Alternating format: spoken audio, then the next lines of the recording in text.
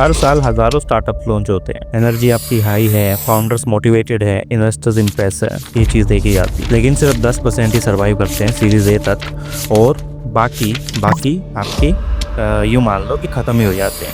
आखिर ऐसा क्यों होता है? आज मैं आपको बताऊंगा कि जो 1% लोग हैं, जो 1% नंबर 1 रीज़न है जिसकी वजह से ज़्यादातर स्टार्टअप फेल होते हैं या सीरीज़ ए से पहले ही वो लोग ख़त्म हो जाते हैं, तो वो क्या है? देखो, अगर बिलीव में अगर आपने ये एक ऐसी चीज़ समझ ली तो आपकी स्टार्टअप के सर्वाइवल चांसेस 10x बढ़ जाएंगे। तो लोग सोचते हैं कि स्टार्टअप फेल होता है क्योंकि आइडिया वीक है, या फिर फंडिंग नहीं मिली, या मार्केट की टाइमिंग गलत है, ऐसे। लेकिन असली रीज़न कुछ और है। वो है रीज़न इतना सिंपल कि आपको शौक लगेगा वो जान के।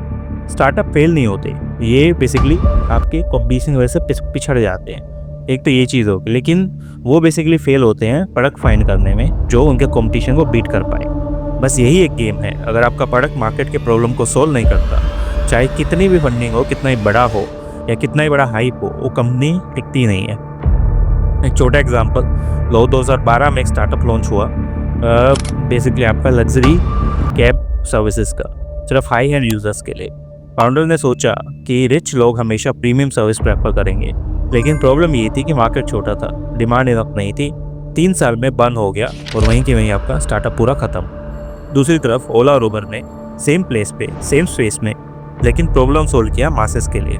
उसमें क्या था? हर इंसान के लिए कैब अफोर्डेबल बनाई। रिजल्ट क्या था? प्रोडक्ट मार्केट फिट बैठा आपका।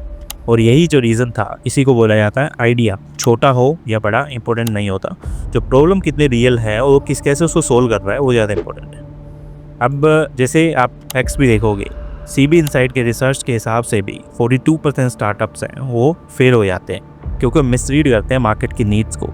मतलब प्रोडक्ट बना दिया आपने, लेकिन लोग उसको यूज़ नहीं करना चाहते, वही उसमें दिक्कत है। और सिर्फ 10 से 15% ही सीरीज़ ए फंडिंग तक सर्वाइव कर पाते हैं। इन्वेस्टर भी सबसे पहले एक ही चीज़ देखते हैं, क्या इस प्रोडक्ट की कोई रियल डिमांड है या नहीं, अगर लोग बेसिकली इसके बिना रह पाएंगे या नहीं, वो चीज़ देखी जाती है। और ऑनेस्टली एक ही रीज़न होता है कि इतने सारे कूल आइडिया सिर्फ आइडियाज़ बैंक के लिए नहीं रह जाएंगे, बेसिकली इसका एग्जीक्यूशन और डिमांड में भी के बिना जो आइडियाज़ आपके ज़ीरो हैं। फंडिंग भी एक लिमिटेड ऑक्सीजन टैंक है, और जो एक दिन ख़त्म हो जाता है कहीं ना कहीं करके, ये चीज़ यहाँ पे देखी जाती है। अब तुम ये चीज़ देखो, तो अगर आप एक स्टार्टअप बनाते हो या बनाना चाहते हो, तो ऑलरेडी आपका बना रहे हो, तो इसमें याद रखो जो प्रोडक्ट मार्केट फिट है उस पर लेज़र फोकस करो। कस्टमर के प्रॉब्लम समझो, सॉल्यूशन टेस्ट करो, फीडबैक लो, उसी के हिसाब से आपके देखे जाएंगे। और बिल्ड करो जो लोग चाहते हैं, ना कि वो जो आपको कूल लगता है। क्योंकि असली गेम ये है कि अगर मार्केट आपको पुल करेगा तो series A, series B, unicorn status, ये सारी चीज़ आप देख लोगे, लेकिन ये सारी चीज़ें क्या सब नेचुरली होगा। लेकिन अगर आप मार्केट को पुश कर रहे हो और आपने अपना प्रोडक्ट लेने के लिए, तो आपको क्या है, फेल होना ऑलमोस्ट गारंटीड होता है उस केस में, क्योंकि मार्केटिंग पे नहीं चलती, कभी मार्केट चलती है प्रोडक्ट को सोल्व करने से। तो अपने आप से पूछो, क्या लोग मेरे प्रोडक्ट के बिना रह सकते हैं? और आपका जवाब अगर हाँ है, तो ये बिज़नेस मॉडल आपके लिए नहीं है, तो पिवट करना पड़ेगा आपको। अगर जवाब बिल्कुल नहीं, तो कॉन्ग्रेचुलेशंस, आप अपने स्टार्टअप की आपने जान बचा ली है। आप एक फेज़ में आ गए ताकि स्टार्टअप को तुम लंबे से लंबा ग्रो कर सको। तो ये चीज़ हो सकती है।